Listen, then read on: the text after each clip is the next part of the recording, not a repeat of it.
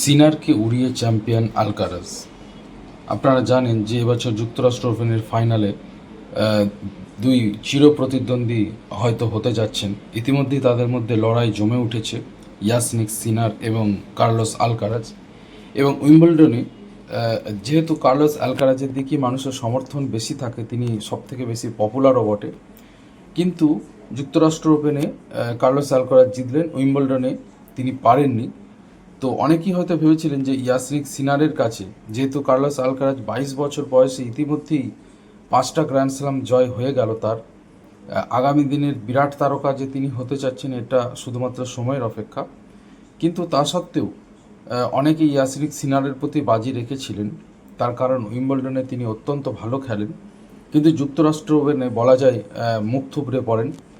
6-2, 3-6, 6-1 এবং 6-4 সেটে Carlos Alcaraz জেতেন।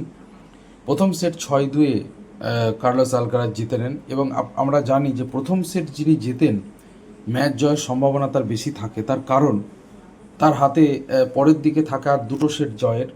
কিন্তু এরকমটা হয় না তা নয়, কিন্তু প্রথম সেট যিনি জেতেন তার একটা অ্যাডভান্টেজ থাকেই।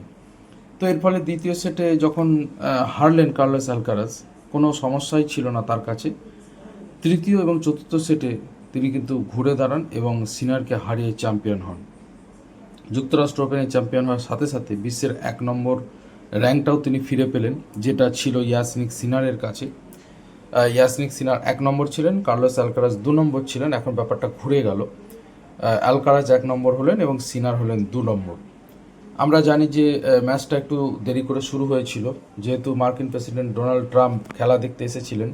তো নিরাপত্তাজনিত কারণে কিছু দর্শকদের খুব চেকিং করে ঢোকানো হচ্ছিল।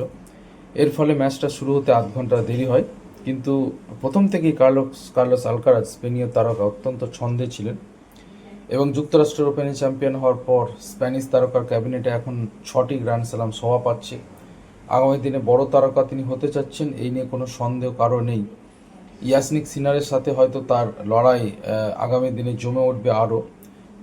Roger Federer versus Rafael Nadal, যে সমস্ত ঐতিহাসিক বেশ কিছু ম্যাচ হয়েছে ইয়াসনিক সিনারের সাথে, এবছর কিন্তু 2025-এ ফরাসি ওপেনে এরকম মারাত্মক লড়াই হয়েছিল এবং সেখানে কিন্তু ইয়াসনিক সিনারকে হারিয়ে কার্লোস আলকারাজ ফরাসি ওপেন জিতেছিলেন।